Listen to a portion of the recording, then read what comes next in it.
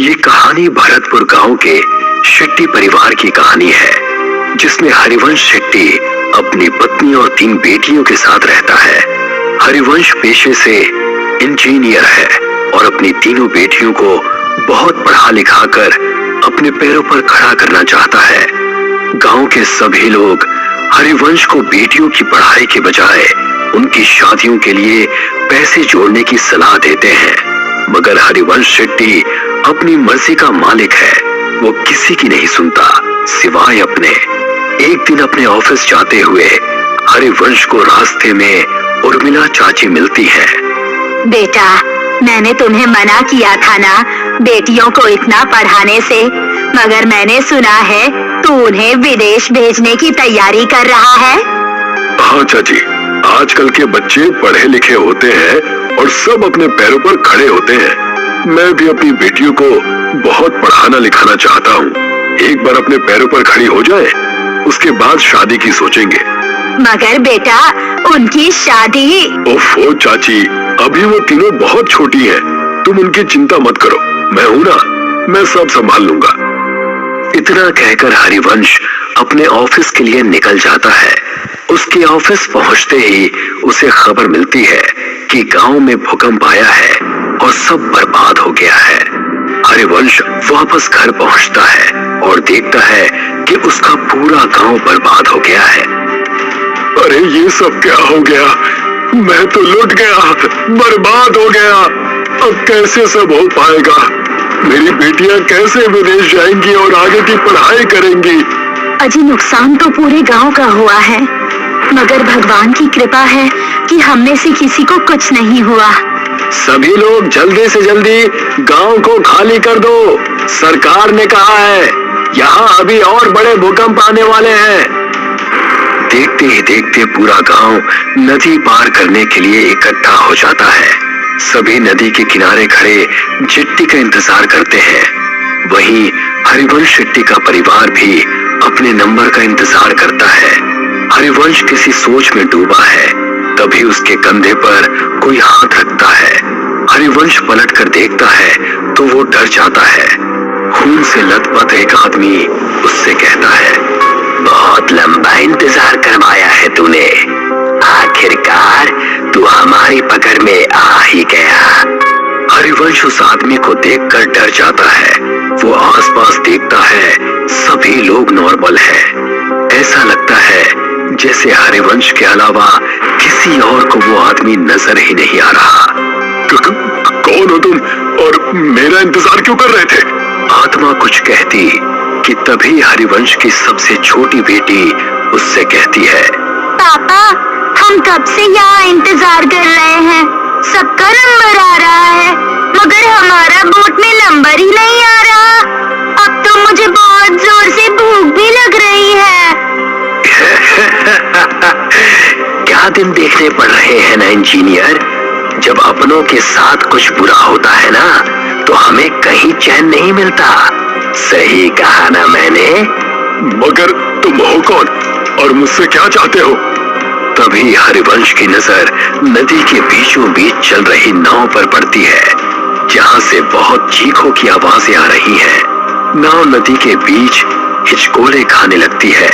तभी हरिवंश की नजर नदी में कुछ आत्माओं पर पड़ती है, जो चिट्टी से कुछ लोगों को पानी में गिराने की कोशिश कर रहे हैं।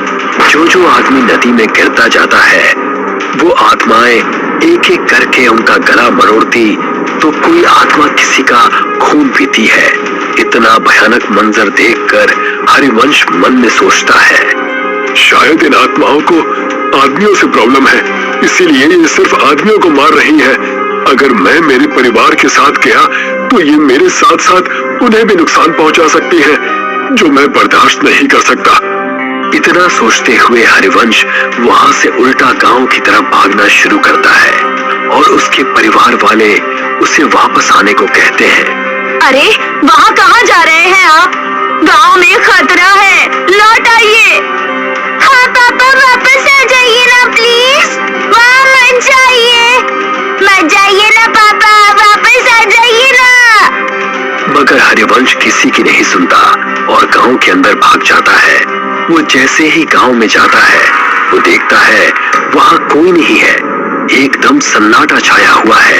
हरिवंश अपने उजड़े हुए गांव को चारों तरफ से देखता है।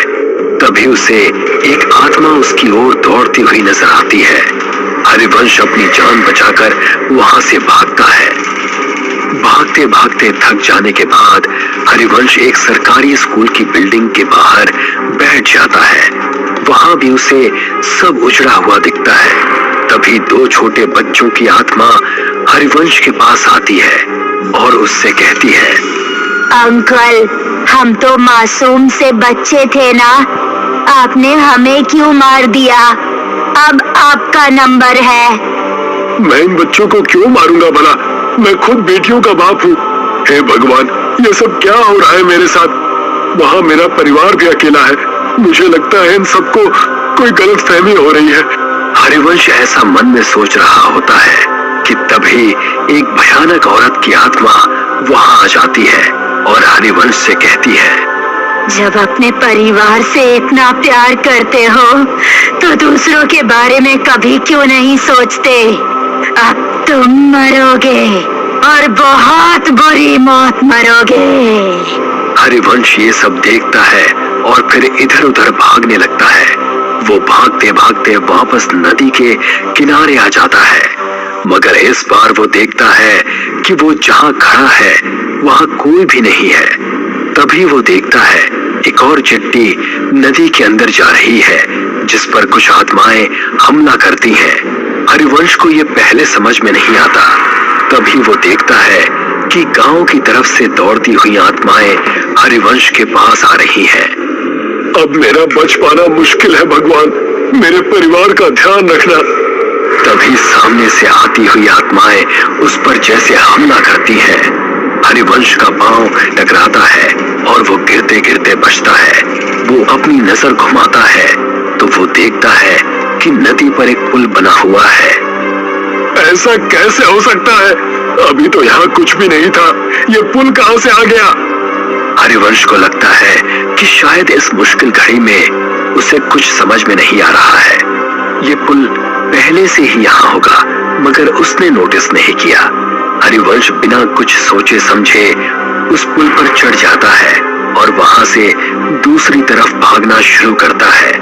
भागते भागते वो ब्रिज के सेंटर में आ जाता है और यहाँ पहुंचते ही उसकी नजर नदी की दूसरी तरफ पड़ती है जहाँ उसका परिवार उसे बुला रहा है। हाँ सुधा, मैं आ रहा हूँ। हाँ बेटा, मैं बस अभी आया। हरिवंश जैसे ही कुछ कदम पुल की दूसरी तरफ दौड़ता है, उन दो बच्चों की आत्माएं उसके सामने आकर खड़ी हो जाती हैं। वो उन्हें देखकर डर जाता है और पलट कर देखता है। वो देखता है बहुत सारी डरावनी आत्माएं उसे घूर रही हैं। नहीं, अब मेरा बच पाना मुश्किल है। मुझे तो मेरा कसूर भी नहीं पता है। पता नहीं ये सब मेरे पीछे क्यों पड़ गए हैं। तभी उनमें से एक आदमी की आत्मा हरिवंश को कहती है, मैं इसे छोड़ूंगा नहीं। इसकी वजह से मुझसे मेरा परिवार छिन गया। इस आदमी का जिंदा रहना बहुत खतरनाक है। अगर आज हमने इसे छोड़ दिया तो ना जाने ये कितने और लोगों को मौत के घाट उतार देगा। मुझे छोड़ दो। आप सबको कोई गलतफहमी हुई है। मैंने किसी का कुछ नहीं बिगाड़ा। तभी एक दूसरी आत्मा हरिवंश के पास आती है और कहती है, हरिवंश, तुम्हें याद है जब सरकार की तरफ से तुम्हें सरकारी स्कूल बनाने का ठेका नहीं मिल रहा था तो तुमने पैसे देकर वो टेंडर अपने नाम पर ले लिया था? तुम वो 5 साल पुराने टेंडर की बात कर रहे हो? हाँ, क्योंकि मुझे वो प्रोजेक्ट किसी भी कीमत पर चाहिए था। मेरी बेटियां शहर में पढ़ने जाती हैं और वहाँ की फीस बहुत ज्यादा है। मैं गांव में रहने वाला इंजीनियर भला उनके सपनों को कैसे पूरा कर पाता? तो मैंने सबसे हाथ जोड़कर माफी मांगता हूँ कि मेरी भूल को माफ कर दो। तभी आत्माओं की शक्ति से उल्टा लटका हरिवंश गोल गोल चक्री के जैसे घूमने लगता है। तूने कोई भूल नहीं की इंजीनियर, तूने तो सब सोच समझ कर किया है और जो तूने किया है ना उसे पाप कहते हैं। पाप की माफी नहीं होती, उसकी सजा होती है जो अब तुझे हम देंगे। नहीं नहीं, मैंने कुछ भी जानबूझकर नहीं किया। प्लीज मुझे माफ कर दो, प्लीज जाने दो। हाँ, आज तुझे इस दुनिया से भेजने ही तो आए हैं। तू शायद भूल रहा है इंजीनियर, तूने गांव का सिर्फ वो स्कूल ही नहीं बल्कि म्यूनिसिपल का हॉस्पिटल भी बनाया था। गांव में ऐसे कई छोटे बड़े प्रोजेक्ट हैं जो तूने पूरे किए थे। और हाँ, आज जो ये तू इस ब्रिज में झूल रहा है, ये भी तो तूने ही बनाया था। तुझे अंदाजा भी है कि तेरे बनाए गए सभी प्रोजेक्ट्स का एक जैसा ही हाल हुआ है। तो तू एक दो नहीं बल्कि हजारों मौतों का अकेला जिम्मेदार है। ये सब सुनकर हरिवंश को अपनी सारी काली करतूतें याद आ जाती हैं और वो उन सब से कहता है, हाँ, मैं सब कुछ स्वीकार करता हूँ, मैं सारी गलतियां मानता हूँ, मैं इन सब का दोषी हूँ। मगर हर माँ बाप अपने बच्चों की खुशी के लिए कुछ भी करता है, तो मैंने भी मेरे बच्चों के भविष्य के लिए ऐसा किया था। हालांकि मैं अब ये बात मानता हूँ कि मैंने जो भी किया वो सब गलत था। हरिवंश की माफी से किसी को कोई फर्क नहीं पड़ता और देखते ही देखते वो आत्माएं वहां से एक एक करके गायब होने लगती हैं। हरिवंश को समझ में नहीं आता कि ये सब क्या हुआ। वो हवा में उल्टा लटका हुआ है, उसे पुल पर कोई नहीं दिखता, सब गायब हो जाते हैं। वहां उसके परिवार को चिट्ठी मिल जाती है। वो दूर से ही अपने परिवार को नदी की दूसरी तरफ जाते हुए देखता है। जिस ब्रिज के ऊपर वो उल्टा लटका है, वो ब्रिज भी धीरे धीरे गायब हो रहा है।